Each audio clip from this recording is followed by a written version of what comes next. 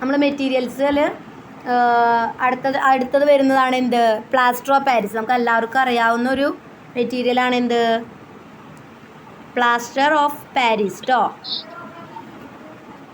Plaster of Paris എന്ന് വരാനുള്ള കാരണം പാരീസിലാണ് ആദ്യമായിട്ട് ഈ പ്രൊഡക്റ്റ് ഉണ്ടാക്കിയത്. അതുകൊണ്ടാണ് പ്ലാസ്റ്റർ ഓഫ് പാരീസ് എന്ന് വന്നത് കേട്ടോ. അതിൻ്റെ പേര് പാരീസിലാണ് എന്ത് ഫസ്റ്റായിട്ട് ഈ പ്രൊഡക്റ്റ് ഉണ്ടാക്കിയത്, പ്ലാസ്റ്റർ എന്ന് പറയുന്നത്. ഓക്കെ, അടുത്തെന്താണ് പ്ലാസ്റ്റർ ഓഫ് പാരീസ് എന്താണെന്ന് പറയാം. നമ്മൾ എവിടേക്കാണ് പ്ലാസ്റ്റർ ഓഫ് പാരീസ് ഉപയോഗിക്കണം കണ്ടിട്ടുള്ളത്?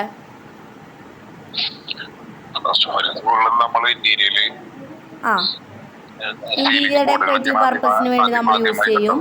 പിന്നെ എന്താണ് മെയിൻലി എന്താണ് നമ്മൾക്ക് അറിയാവുന്ന ഡെയിലി ലൈഫിൽ നമുക്ക് എവിടെയെങ്കിലും ബോണ്, അതായത് നമ്മുടെ എല്ലുകൾ ഒടിഞ്ഞു കഴിഞ്ഞിട്ടുണ്ടെങ്കിൽ അതിൻ്റെ മെഡിസിനൽ പർപ്പസിന് വേണ്ടി പ്ലാസ്റ്റർ ഓഫ് പാരീസ് ഇടാണ് ചെയ്യുക അല്ലേ? പ്ലാസ്റ്റർ ഇടാന്ന് പറയും അല്ലേ? പ്ലാസ്റ്റർ ഇടാന്ന് പറയും. അതാണ് മെയിൻലി നമ്മുടെ ഡെയിലി ലൈഫിലുള്ളത്. പിന്നെന്താണ് കൺസ്ട്രക്ഷനിൽ വരുമ്പോൾ എന്താണ് ഡെക്കറേറ്റീവ് പർപ്പസസിന്, അതുപോലെ ഇൻറ്റീരിയർ ആയിട്ടുള്ള വർക്ക്സൊക്കെ ചെയ്യാൻ വേണ്ടിയിട്ട് പ്ലാസ്റ്റർ ഓഫ് പാരീസ് ഉപയോഗിച്ച് വരുന്നുണ്ട്. പറയാം. Plaster of Paris is a white powder that hardens in to a thick solid material when mixed with water. എന്താണ് പ്ലാസ്റ്റർ ഓഫ് പാരീസ്? ഒരു വൈറ്റ് പൗഡർ ഫോമാണ്. White powder that harden in to a thick solid material when mixed with water. വാട്ടറുമായിട്ട് mix ചെയ്യുന്ന സമയത്ത് എന്താവും? ഒരു solid മെറ്റീരിയലായിട്ട് മാറും. അതിനോടൊപ്പം തന്നെ എന്ത് പറ്റും? കൂടുതൽ ഹാർഡൻ ആവാൻ തുടങ്ങും അല്ലേ? പ്ലാസ്റ്റർ ഓഫ് പാരീസ് വെച്ച് നമ്മൾ ചോക്കൊക്കെ ഉണ്ടാക്കും, കണ്ടിട്ടുണ്ടോ? ചോക്കൊക്കെ ഉണ്ടാക്കുന്നത് ഈ പ്ലാസ്റ്റർ ഓഫ് പാരീസ് വെച്ചിട്ടാണ്. അപ്പം അതെന്താണ്? എന്താ അതായത് ഈ പ്ലാസ്റ്റർ ഓഫ് പാരീസ് വൈറ്റ് എന്താ, അതായത് പെട്ടെന്നൊരു 5 മിനിറ്റ് ഒക്കെ ഇടയിൽ ചോക്കൊക്കെ ആവുന്നത് കണ്ടിട്ടുണ്ട്. മോൾഡിലിരുന്ന് അപ്പം തന്നെ സെറ്റാവും. അതപ്പം തന്നെ എടുത്ത് പുറത്തേക്ക് എടുക്കും, എന്നിട്ട് ഉണക്കും ചോക്കൊക്കെ. അതായത് മോൾഡിൽ നിന്ന് എടുത്തു കഴിഞ്ഞതിന് ശേഷമാണ് അത് ഉണക്കുക. അത് ഒരു 5 മിനിറ്റ് കൊണ്ട് മോൾഡിൽ നിന്ന് എടുക്കാൻ പറ്റും. ഓക്കെ, എന്താണ് ഈ വൈറ്റ് കളർ പൗഡർ വാട്ടറായിട്ട് മിക്സ് ചെയ്യുമ്പോഴാണ് എന്ത് സംഭവിക്കുന്നത്? ഹാർഡൻ ആവുന്നത്, സോളിഡായിട്ട് മാറുന്നത് കേട്ടോ. അതാണ് പ്ലാസ്റ്റർ ഓഫ് പാരീസ് എന്ന് പറയുന്നത്. Plaster of Paris is a white powder that hardens in to a thick solid material when mixed with water. വാട്ടറായിട്ട് മിക്സ് ചെയ്യുമ്പോൾ എന്ത് സംഭവിക്കും? ഒരു തിക്ക് സോളിഡ് മെറ്റീരിയലായിട്ട് മാറും. എന്താണ്? ഹാർഡൻ ആവും ചെയ്യും, പെട്ടെന്ന് ഉറച്ചു പോവും അല്ലേ? നല്ല തിക്കായിട്ടുള്ള ഹാർഡനായിട്ട് മാറും. എന്താണ്? ചോക്കൊക്കെ ഉണ്ടാക്കാനായിട്ട് ഉപയോഗിക്കാറുണ്ട്. പിന്നെന്തിനൊക്കെയാ? ഇൻറ്റീരിയറിൻ്റെ പ്രൊഡക്ട്സ് ഉണ്ടാക്കാനായിട്ടും യൂസ് ചെയ്യാനായിട്ടുണ്ട്. ഓക്കെ, ഇതാണ് പ്ലാസ്റ്റർ ഓഫ് പാരീസ്. അടുത്ത എന്താണ്? യൂസസ്. എന്താണ് uses of plaster of Paris? എന്തിനൊക്കെ യൂസ് ചെയ്യുക? നമ്മൾ ഒരുവിധം യൂസസ് പറഞ്ഞു, ഇൻട്രൊഡക്ഷനിൽ തന്നെ പറഞ്ഞതാണ്. എന്താണ് പ്ലാസ്റ്റർ കാസ്റ്റ്? എന്താണ് കാസ്റ്റ് ചെയ്യാന്ന് വെച്ച് കഴിഞ്ഞാൽ? കാസ്റ്റ് എന്താ? കാസ്റ്റിംഗ് ഉണ്ടാക്കിയെടുക്കല്ലേ കേട്ടോ. അതിനാണ് കാസ്റ്റ് ചെയ്യാന്ന് പറയാം. എന്താണ്? Used to hold broken bones in place while they heal. എന്താണ് നമ്മൾ പറഞ്ഞു അല്ലേ? ഒടിഞ്ഞ എല്ലുകൾ, അതായത് ബോണ് ബ്രേക്ക് ആയി കഴിഞ്ഞാൽ, എല്ലുകൾ ഒടിഞ്ഞു കഴിഞ്ഞാൽ അതിനെ റെസ്റ്റ് ചെയ്യാനായിട്ട് അല്ലേ? റെസ്റ്റ് ചെയ്യാനായിട്ട് കറക്റ്റ് പൊസിഷനിൽ ഇരിക്കാനായിട്ട് നമ്മൾ എന്ത് യൂസ് ചെയ്യും? Plaster of Paris. അത് ഉപയോഗിക്കാനുള്ള കാരണം എന്താ? പെട്ടെന്ന് തന്നെ ഉറച്ചു പോവും അല്ലേ? പെട്ടെന്ന് ഉറച്ച് സെറ്റ് ആവുന്നത് കൊണ്ടാണ് നമ്മൾ എന്ത് യൂസ് ചെയ്യുന്നത്? പ്ലാസ്റ്റർ ഓഫ് പാരീസും കോട്ടനും കൂടി യൂസ് ചെയ്തിട്ടാണ് എന്ത് നിർമ്മിക്കുക? നമ്മൾ കൈമിടുന്ന പ്ലാസ്റ്റർ അല്ലേ?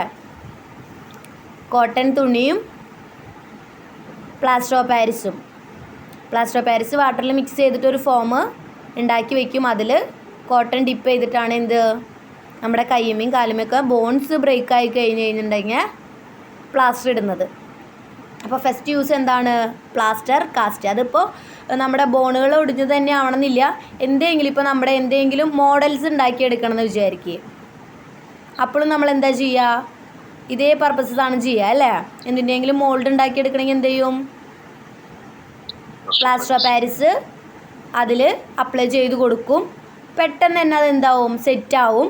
എന്നിട്ട് അതിൻ്റെ ഉള്ളിൽ ഇതെടുത്ത് മാറ്റിയതിന് ശേഷം നോക്കുമ്പോൾ എന്തായിട്ടുണ്ടാവും? അത് അതിൻ്റെ മോൾഡായിട്ട് മാറിയിട്ടുണ്ടാവും അല്ലേ? സിമെൻ്റൊക്കെ യൂസ് ചെയ്ത് നമ്മൾ ഓരോ മോൾഡുകൾ ഉണ്ടാക്കില്ലേ? ചട്ടികൾ, ചെടിച്ചട്ടികൾ, അതൊക്കെ ഉണ്ടാക്കുന്ന പോലത്തെ സെയിം തന്നെയാണ് എന്ത്? Plaster of Paris.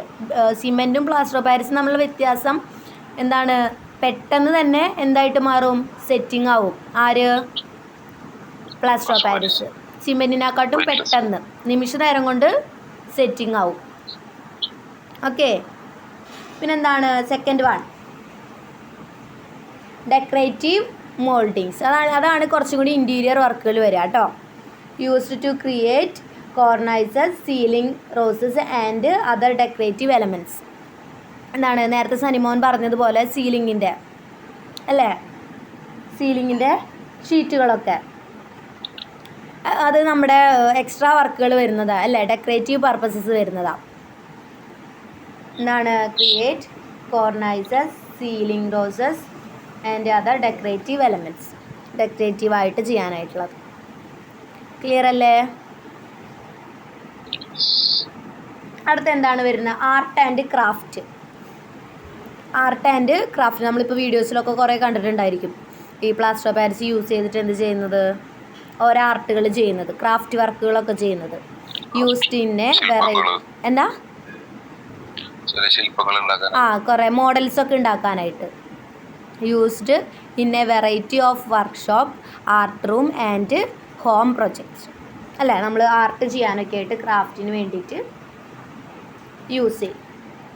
നമ്മൾ വീഡിയോസിലൊക്കെ കണ്ടിട്ടുണ്ടാവും. ഇപ്പോൾ ഞാൻ നേരത്തെ പറഞ്ഞ പോലെ മോൾഡുകൾ ഉണ്ടാക്കിയെടുക്കാനും കാര്യങ്ങൾക്കൊക്കെ ആർട്ട് സംബന്ധമായിട്ടുള്ള ക്രാഫ്റ്റ് ബന്ധപ്പെടുത്തിയിട്ട്. അതാണ് എന്ത് വരുന്നത്? യൂസസ് വരുന്നത്. അടുത്ത എന്താ വരുന്നത്? ടൈപ്സ് ഓഫ് പ്ലാസ്റ്റർ ഓഫ് പാരീസിൽ തന്നെ എന്ത് വരുന്നുണ്ട്? ഡിഫറെൻറ്റ് ടൈപ്സ് വരുന്നുണ്ട് കേട്ടോ. ഏതൊക്കെയാണെന്ന് നോക്കിയാലോ. ഒന്നാമത്തെ എന്താണ്? Gypsum plaster. ജിപ്സം പ്ലാസ്റ്റർ എന്ന് പറഞ്ഞു കഴിഞ്ഞാൽ നമ്മൾ പ്ലാസ്റ്റർ ഓഫ് പാരീസ് ഉണ്ടാക്കുന്നത് തന്നെ എങ്ങനെയാണ്? ജിപ്സം നല്ല ഹൈ ടെമ്പറേച്ചറിൽ ഹീറ്റ് ചെയ്തിട്ട് എന്തായിട്ട് മാറും? ജിപ്സം ക്രിസ്റ്റൽ ഫോമിലായിട്ട് മാറും. എന്താണ് സംഭവിക്കുന്നത്? ജിപ്സത്തിന് നമ്മൾ നല്ല ഹൈ ടെമ്പറേച്ചറിൽ എന്ത് ചെയ്യും? ഒരു 210 degree Celsius to 250 degree Celsius വരെയൊക്കെ എന്ത് ചെയ്യും? ചൂടാക്കും. ഇത് കറക്റ്റാണോ എന്നറിയില്ല. ഒരു 200 തൊട്ട് ഒരു 300 സംതിങ് അത്രയാണ് വരുന്നത്. എൻ്റെ ഓർമ്മ ശരിയാണെങ്കിൽ ഇതാണ്. ഇതിൻ്റെ ഇടയിൽ നമ്മൾ എന്ത് ചെയ്യും? ജിപ്സത്തിനെ ഹീറ്റ് ചെയ്യും. ഹീറ്റ് ചെയ്യണ സമയത്ത് എന്തായിട്ട് മാറും? ജിപ്സത്തിനെ ഹീറ്റ് ചെയ്യും. ഹീറ്റ് ചെയ്യുമ്പോൾ എന്തായിട്ട് മാറും? ജിപ്സം ക്രിസ്റ്റൽസ് ആയിട്ട് മാറും. എന്താണ്? ജിപ്സം ക്രിസ്റ്റൽസ് ആയിട്ട് മാറും. അതിനെ എന്ത് ചെയ്യും? പൗഡർ ആക്കും.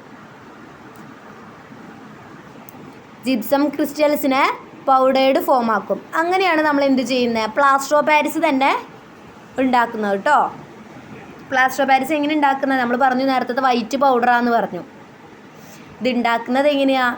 ജിപ്സം നമ്മൾ ഈ പറഞ്ഞ ടെമ്പറേച്ചറിൽ ഹീറ്റ് ചെയ്യും. ചൂടാക്കുമ്പോൾ എന്തായിട്ട് മാറും? ജിപ്സം ക്രിസ്റ്റൽസ് ആയിട്ട് മാറും. ആ ജിപ്സം ക്രിസ്റ്റൽസിനെ നമ്മൾ പൗഡേർഡ് ഫോം ആക്കുമ്പോഴാണ് നമുക്ക് എന്ത് കിട്ടുക? പ്ലാസ്റ്റർ ഓഫ് പാരീസ് കിട്ടുക.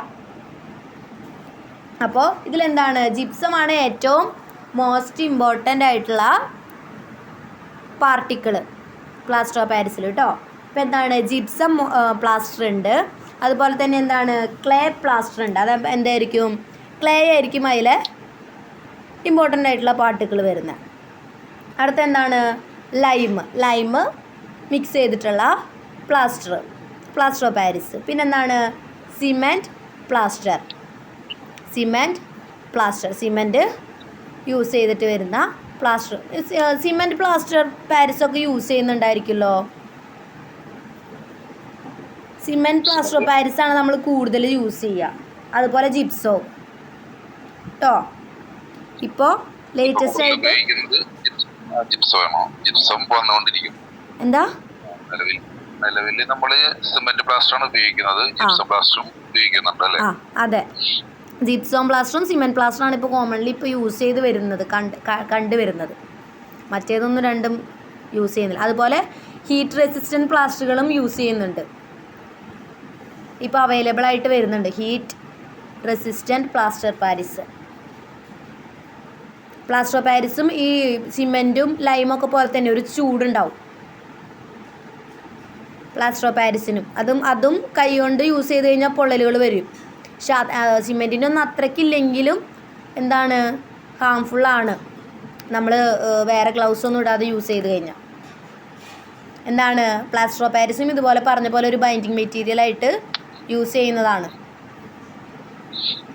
അതുകൊണ്ട് ഏതൊക്കെ ടൈപ്പാണ് വരുന്നത്? ഇപ്പോൾ ജിപ്സം പ്ലാസ്റ്റർ പറഞ്ഞു, ക്ലേ പ്ലാസ്റ്റർ പറഞ്ഞു, ലൈം പ്ലാസ്റ്റർ പറഞ്ഞു, cement plaster and heat resistant plaster. എന്താണ് ഹീറ്റ് റെസിസ്റ്റൻ്റ് ആകുമ്പോൾ എന്താണ് ഹീറ്റിനെ റെസിസ്റ്റ് ചെയ്യുകയും കൂടിയും ചെയ്യും. ഹീറ്റിനെ റെസിസ്റ്റ് ചെയ്യാന്ന് പറഞ്ഞാലേ ഇതിനെ ചൂടാക്കില്ലേ, പ്ലാസ്റ്റർ ഓഫ് പാരീസ് ചൂടായി കഴിഞ്ഞാൽ എന്ത് സംഭവിക്കും? അവിടെ ഈ പ്ലാസ്റ്റർ ഓഫ് പാരീസിലുള്ള വാട്ടർ കണ്ടന്റിനെ പുറത്തേക്ക് തള്ളും. മനസ്സിലായോ? പ്ലാസ്റ്റർ ഓഫ് പാരീസ് ചൂടാകുമ്പോൾ എന്താ സംഭവിക്കുന്നത്? പ്ലാസ്റ്റർ ഓഫ് പാരീസിലുള്ള വാട്ടറിൻ്റെ കണ്ടൻറ്റ്, അതായത് നമ്മൾ വാട്ടർ യൂസ് ചെയ്തിട്ടല്ലേ പ്ലാസ്റ്റർ ഓഫ് പാരീസ് ഹാർഡൻ ആക്കുന്നത്. പിന്നെന്താണ് പ്ലാസ്റ്റർ ഓഫ് പാരീസിൻ്റെ ഇത്? കൂടുതൽ വാട്ടർ അബ്സോർബ് ചെയ്യുമോ? അത് കൂടുതൽ ഇല്ല. അതായത് ഞാൻ പറയുന്നത്, പ്ലാസ്റ്റർ ഓഫ് പാരീസ് നമ്മൾ ഉണ്ടാക്കുമ്പോൾ പൗഡർ ഫോമിലാണ് അല്ലേ? അതിന് നമ്മൾ വെള്ളം ഒഴിക്കുമ്പോഴാണ് എന്താവുന്നത്? ഹാർഡൻ ആവുന്നത്. ഒന്നാമത്തെ കാര്യം, ഈ വെള്ളം കുറേ ഒഴിക്കേണ്ടി വരും. സിമെൻറ്റിലെ പോലെയല്ല പ്ലാസ്റ്റർ ഓഫ് പാരീസ് കൂടുതൽ വെള്ളം അബ്സോർബ് ചെയ്യുന്നതാണ്. അപ്പോൾ കൂടുതൽ വെള്ളം ഒഴിക്കേണ്ടതായിട്ട് വന്നിട്ടാണ് നമ്മളത് ഹാർഡൻ ചെയ്യുന്നത്.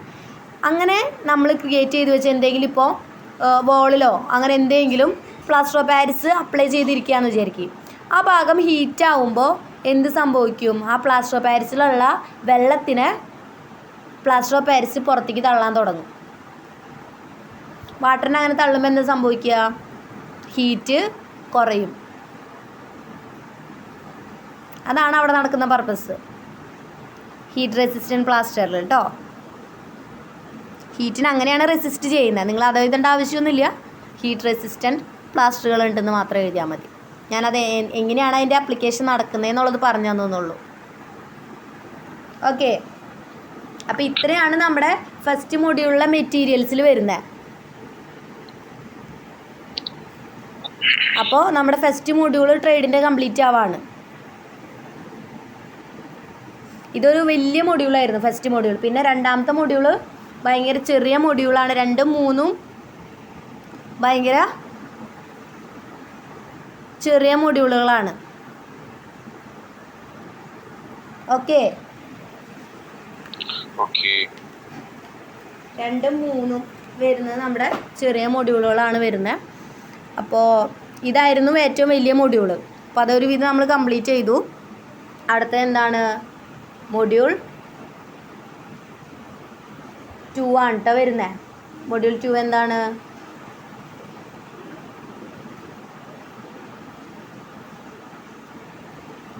മൊഡ്യൂൾ 2 കമ്പോണൻസ് ഓഫ് ബിൽഡിങ്ങിൻ്റെ കമ്പോണൻസിനെ കുറിച്ചാണ് പഠിക്കുക കേട്ടോ മൊഡ്യൂൾ 2-ൽ.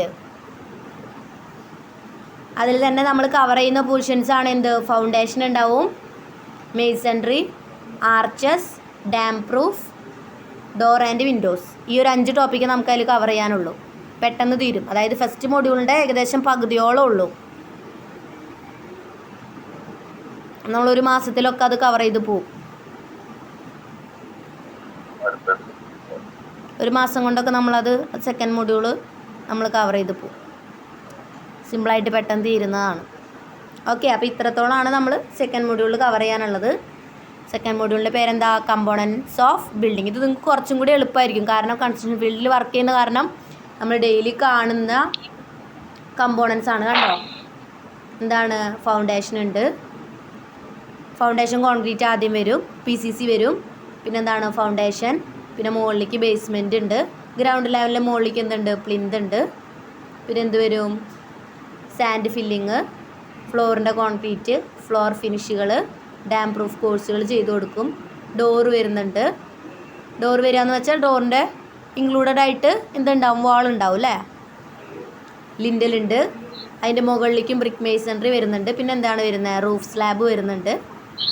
അതുപോലെ ഇപ്പുറത്ത് എന്താണ്? വെതറിങ് കോഴ്സ് ചെയ്ത് കൊടുക്കും മുകളിൽ അല്ലേ? അതായത് മഴയൊക്കെ പരിക്കനിടാന്ന് പറയില്ലേ മുകളിൽ, റൂഫിൻ്റെ മുകളിൽ. ആ, അതാണ് വെതറിങ് കോഴ്സ്. അതായത് വെള്ളം കോൺക്രീറ്റിലേക്ക് ഇറങ്ങാതിരിക്കാൻ വേണ്ടിയിട്ട്. പിന്നെന്താണ്? പാരപ്പറ്റ് വരും. പാരപ്പറ്റിൻ്റെ മുകളിലൊരു കോപ്പിങ് വരും. കോപ്പിങ് ചെയ്ത് കൊടുക്കില്ല, അതായത് വെള്ളം ഡയറക്റ്റായിട്ട് ഇറങ്ങാതിരിക്കാൻ മുകളിലൊരു കോപ്പിങ് കേട്ടിട്ടില്ലേ? ഇങ്ങനെ ഒരു കോപ്പിങ് കൊടുക്കും പാരപ്പറ്റിൻ്റെ മുകളിൽ. അതായത് അങ്ങനെ ഒരു കോപ്പിംഗ് എന്ന് പറയും. അതായത് വെള്ളം പാരപ്പറ്റിൻ്റെ അതിലേക്ക് അങ്ങനെ വോളിലേക്ക് ഇറങ്ങാതിരിക്കാൻ വേണ്ടിയിട്ട്. ആ, പക്ഷെ അങ്ങനെ ചെയ്യണം. ഈ വെതറിങ് കോഴ്സ് ചെയ്യുന്നത് പോലെ തന്നെ ചെയ്യേണ്ടതാണ്.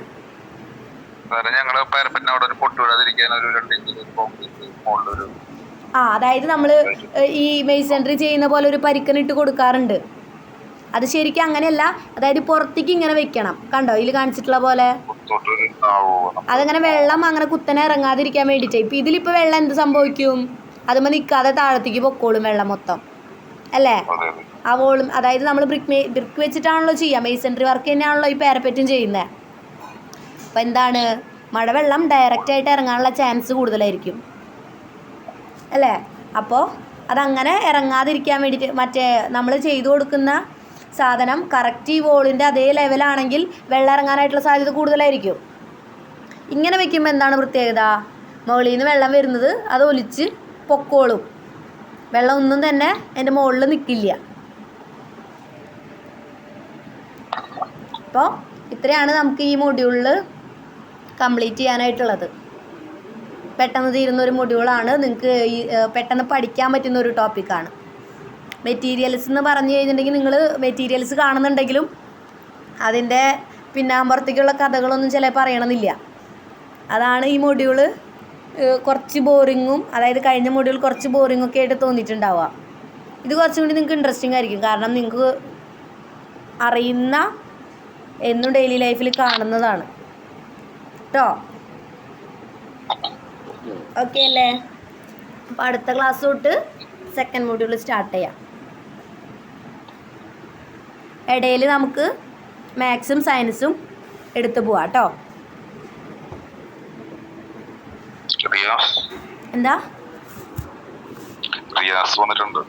ആ, ലേറ്റ് ആയിട്ടാണ് വന്നത്. പക്ഷെ കുഴപ്പമില്ല, നമ്മൾ ആ ടോപ്പിക് അതിന് സ്റ്റാർട്ട് ചെയ്തിട്ടുണ്ടായിരുന്നുള്ളൂ.